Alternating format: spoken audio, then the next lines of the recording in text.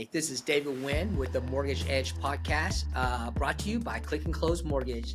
Today, I have a special guest out of Houston, Texas, Karina Gledhill. Welcome to the Mhm. show. How are you doing? Thank you. I'm so excited to be here. It's just an exciting moment since this is actually my first podcast. So thank you for having me. Well, that's a shocker because, we've seen your numbers in real estate and you're killing it out there, lady. And we'll talk a little bit more about that. We bring top realtors from across the country onto this show just to talk about what you're doing out there to be so successful. So let's talk a little bit about Okay. what are you doing out there to be so successful? What exactly is your secret sauce?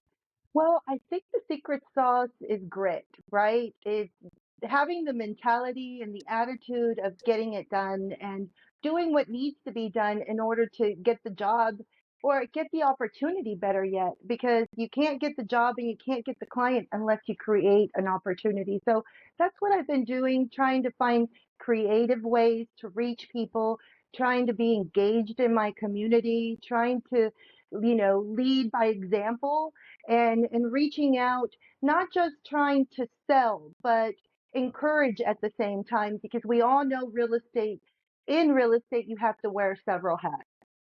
Absolutely, absolutely. Well, let's talk about so how long have you been a realtor? So I've been a realtor since 2013, and I service the Seabrook, Texas, and surrounding areas. So I've always said, I truly believe in the right place and the right time. And shortly after getting out of high school, I had the opportunity to move to this area, meet some great people, and oddly enough, I used to wait tables at the restaurant that's right next to my office now. And it's so amazing because I think about it now and I think all those years, because I worked there many years, I would literally park in the same parking spot that I am now, and I would be walking in front, like by my future, without even knowing it. So Seabrook holds a special place in my heart because we live, play, and work here. Man, it sounds like you were destined to be in this area. I know, it's exciting. I love it. Right? I'm pretty biased about the area, yes. That's awesome. So Thank 2013 until now, you've seen a lot of ups and downs. But the last 3 years have been very challenging. What's been your secret sauce? How is it that you've maintained such a high output during this time whenever everybody else was struggling? So I give a lot of credit in being able to come to the realization, and maybe it comes with being in the business for a while, is to realize that one, you're not everyone's agent. You're not trying to get every single business that comes out there. I've always believed that, staying close to the people you can reach, so to speak, where you don't have to drive an hour to go list the property. You don't have to go an hour, 2 hours to go, but targeting your area, targeting your neighborhood. And for me, what's worked is targeting my zip code. I have made 77586 my priority. I advertise in the local Kroger. I joined the Rotary Club 3 years ago, and now I'm president for 2024 and 2025. Community is a big deal for me. Being engaged in the community creates the the consistency that you need when you have your name out there and when you have your brand out there. So in the last few years, I would say focusing on community, focusing on my values, focusing on who I am and what I can provide, because you're not competing. It's just almost impossible to compete with every single agent because they all approach real estate differently. But if you can tune in as to what your um, abilities are, what you have to offer, then you can really figure out how to best present yourself and create the opportunity, and more importantly, create trust. Because we all know in this business, trust is a big factor. And without it, whatever you say and how you say it will never come across right if the person or your client don't trust you, right? Absolutely. I mean, trust. Think about that. It's the largest purchase in someone's life. They have to be able to trust you that you're going to find them the perfect house. Right. And it's not so much about telling people what they want to hear, but telling people what's going to inform them, what's going to create confidence, what's going to create that confidence that says, yes, I'm making the right decision to get to where my goals are. And sometimes people are not ready to buy a home, but that all they need is the information, because I'm a strong believer that you can't take step 3 and 4 without taking 1 and 2, right? You have to center things, talk to your clients, and try to create a timeline. What that does for my clients is, I'm a visual learner, so creating a timeline, meaning putting pen to paper, writing down important dates for you, like let's say you're leasing and your lease is going to be up in 3 months. Okay, that's the date that should be on your timeline, because you as a tenant should know if you have a 30-day notice or a 60-day notice. That's an important time as to when you should start looking again, especially if you're going from renting to owning. You don't want to pay any more money than you have to, because it costs money to move. It costs money to buy. It costs money to sell. It's not always straightforward.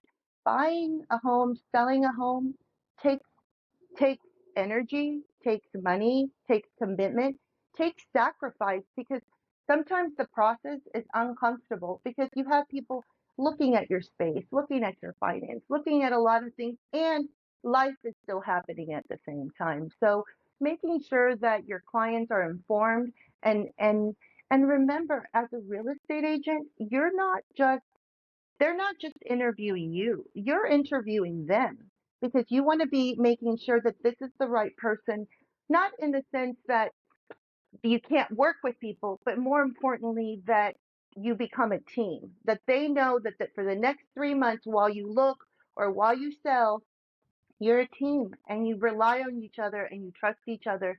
So that's kind of the vibe that I try to give, and the advice that I try to give my clients, because it is a big purchase. It is a big commitment.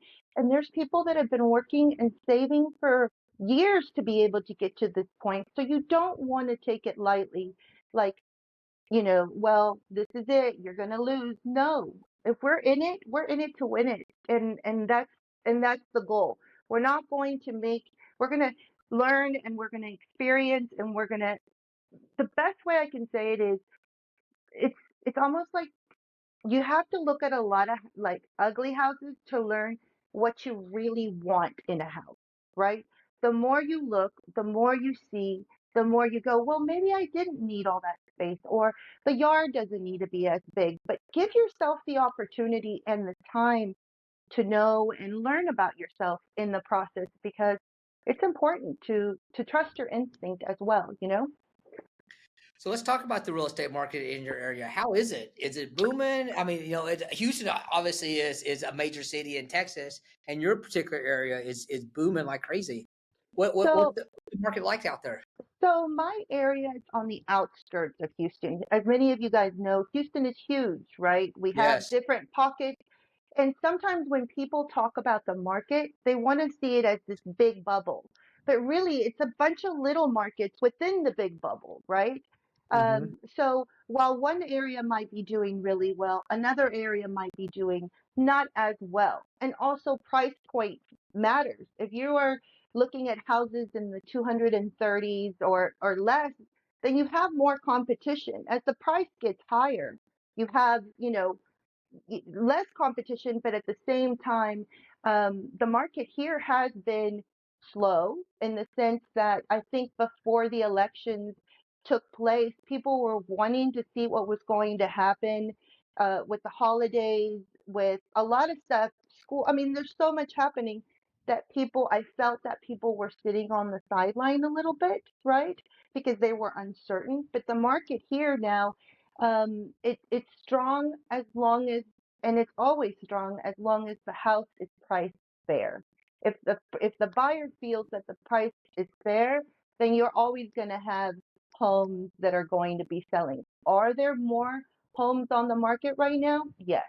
Is it a great time for buyers to take the opportunity and and and ask? Yes. It is surprising to me that people are sitting around and waiting, because of the amount of inventory, because of the amount of opportunity. Now is the time to go, hey, let's talk. Let's start a conversation. Is that seller going to say yes? Maybe. Is that seller going to say no?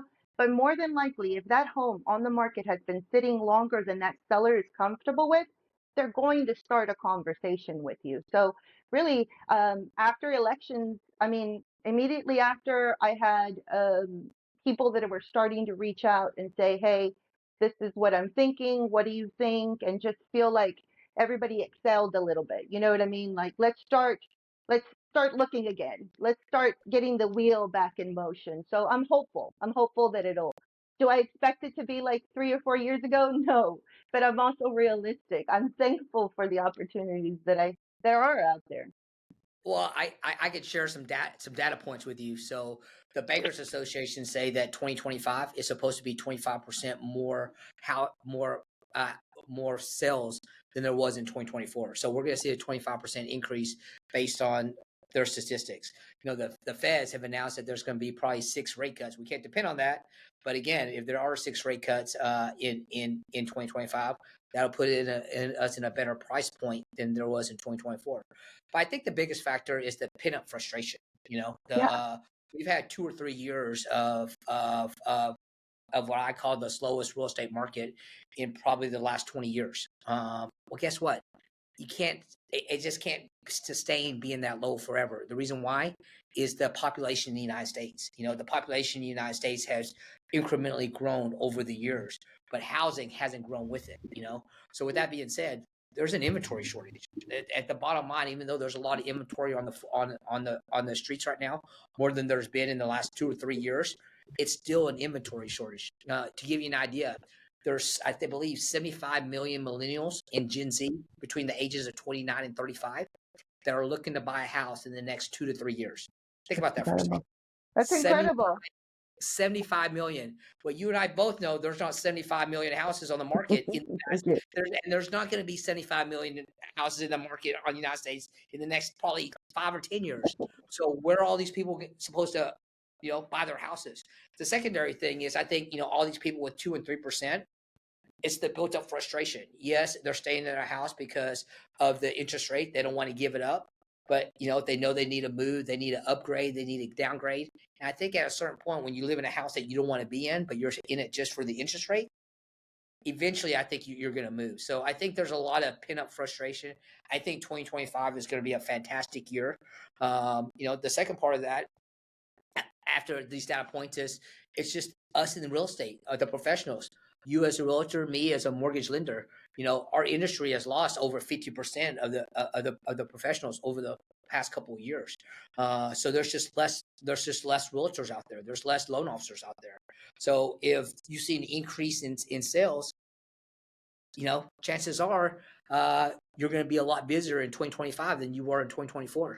So, So I think to add to what you said, I said that's the mentality that you need to go into every single time. Every oh yeah, single year, no matter what the interest rate, no matter what's happening, you are in control of how much business you get or how much little you get, right? It's right now, right? You know people are going to be selling or buying within your sphere, right? You know that. Now is the time to reach out and say, hey, just touching base, see how your family's doing. At least that's what I'm doing. I am, Thanksgiving is a great time to reach out to clients, bring a little treat, something that you made, just to touch base because they're they're thinking about it now and they're planning for it now because once January, February, let's say March comes in, if you haven't touched base with those people and you don't have that consistent relationship with them, they're probably going to pick somebody else, right, to represent them. So I'm always encouraged. I take it almost like a challenge. My year starts zero every year, January 1st. I pretend that I have nothing lined up and that I have to hustle and work really hard to be able to build what's going to bring in my check for the next. Right now is what's going to pay me in January. December is February, and that's kind of what I see. If I'm not working right now, I know I'm not going to be paid January, February, those months ahead. So it's hard to stay focused. It's hard to stay creative. It's hard to have the energy to keep up. But you you you work in the areas that you see fruit, right? You plant little seeds in places and you see what comes back and what And if it doesn't, you pivot. And if it doesn't, you change, right? Well, you being in the business for 11 or 12 years, you're not going anywhere, Karina. I mean, there's a lot of agents in the last couple of years that just struggled, that's been in this business a long time, but you seem to be surviving and thriving. So, what's with that being said, what's your superpower? What is it that separates you from all the other agents out there? Why, if I'm looking for property in the Seacrest area, why should I pick Karina Wade, Go Gledhill ahead. as over I think, everybody? well, I think that what I provide, not to compare myself with other agents because I typically don't, but what I provide is the sense of being involved in the community. I know where to go get shrimp at Rosie Seafood down the street. I know that I've been going there since I was 9 years old. I know that the Classic Cafe here next door has the best, the service and the drinks, and that's where the sailors go after Wednesday night. I don't when you pick well, when you at least consider me, know that especially if you're from a different area, I'm happy to take you on a little tour around and go, hey, this is where I get my oil change. This is where I go to, this is the Seabrook Sailing Club. This is the Lakewood Yacht Club. And just show you the community because that is so important when looking for properties is you want to have an agent that knows the community, knows that El Lago has a great swim team and knows that they have a festival for their residents.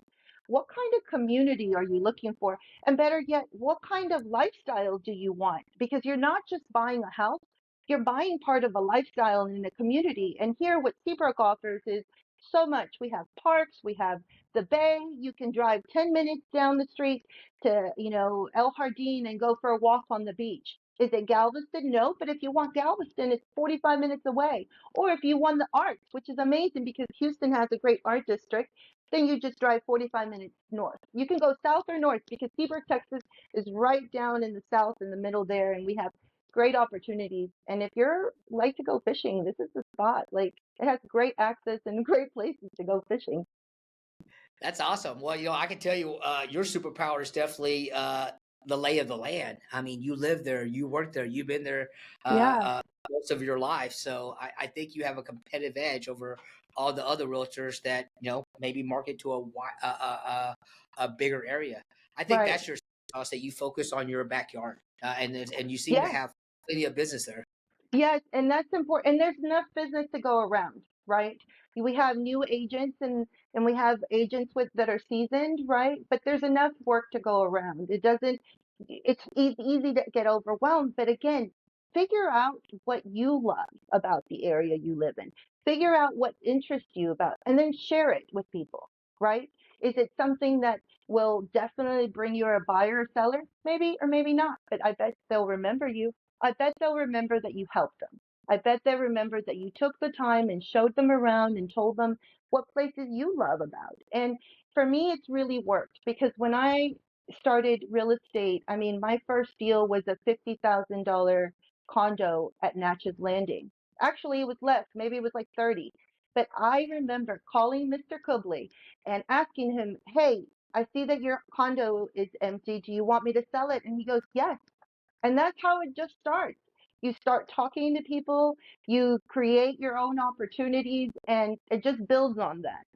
So I've been fortunate to be part of a community that I love, that I respect. The people here are amazing. Yes, we're by the bay, and a lot of people ask about hurricanes and flooding and whatnot, but once you come to Seabrook, if the water's in your blood, meaning the bay and the lakes and all that, and it's something that you need to live by, right? Then it's worth paying a little bit more on insurance because you know what you get in return. It's amazing quality of life. That's awesome. Well, let's talk about that family life. I know, but our guests don't know. You're married with, I believe, 2 kids. Is that correct? Yes, I have two children. My husband, Czar Wade Gledhill, Iana Wade Gledhill, and Mateo. We have my children have been raised here. My husband and I, this January, will be celebrating 19 years together, 18 years Congratulations. married. Thank you. I'm excited. I'm very proud of that. My children had went to the local school, swam in the local um, swim teams. My daughter is a senior in high school, and my son is an eighth grader. And this area has fantastic opportunities with through CCISD and the school. So we all stay busy, and we're trying to plan the holidays and trying to do things as a family, which we really enjoy, skiing and diving and things like that that we can do as a family, right? So it's fun. It's exciting. Well, that's awesome. So the people that you're coming to Seabrook, do you get a lot of out of towners? Are they mostly locals? Well, what are you seeing? Well, I see a lot of both actually. People that are possibly moving. That Seabrook is on is not in it's not too close to Galveston, but I see a lot of back and forth, meaning across the lake. People from Lake City wanting to move to Seabrook, people from in town or on the other side of town, but I also have a lot of people that I help from out of town that are wanting to come back. We have a lot of people, young, well, people that have grown up in the Seabrook area, but now as adults want to come back and live here and raise their families here. So that's exciting, you know? And it's exciting because they get to see some people go, we didn't even know this was here, right? So it's exciting to share a little. It's what I call a big little city. Seabrook is a big little city. It feels like a little city, but it's actually quite big and it has a lot of opportunity. So do you do a lot of first time home buyers, Karina? Yes, I do a lot of first time. Most of my clients, I would say, like right now, the people I'm working with are first time home buyers. They are nervous. They are scared, right? They are like, they want to make sure they're making the right decisions, but they're doing what I call buyer's homework.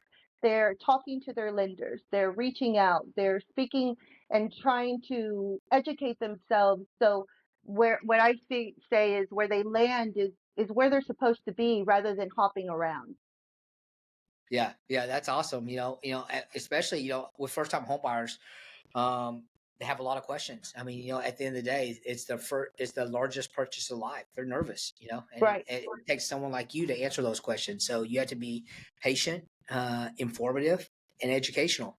Well, Karina, I can sit here and talk to you all day long, but I know you have a ton of stuff that you need to do with the weekend coming up. Your real estate business is starting to boom. What uh, what did we not talk about that we should have talked about today, Karina? I would say that whether you're a buyer or a seller, be excited. How great is it to have an opportunity to put yourself in a situation where you could say, I'm ready to buy a home. Because there's nothing better than working in your own dirt and walking on your own grass, on your own property. And as sellers, you just, you know, be realistic. Excuse me, be realistic about the market, about your property, and what your end goal is. So, yeah, That's awesome. Well, Karina, if people want excuse to me. find you, and I know they do, how do they find you? Well, they can always reach out through Google Maps. You can look up Seabrook Real Estate. And also, they can call me 281-743-2708. Karina, thanks you for being on the show today. It's been a pleasure. We're going to bring you back maybe in 6 months or a year and see how your 2025 is doing. All right, I'm excited and thank you so much for the opportunity and for having me. Thank you again. Yes, ma'am. Well, I'm David Wynn. I'm with the Mortgage Edge podcast. Thanks for joining us, folks. Bye.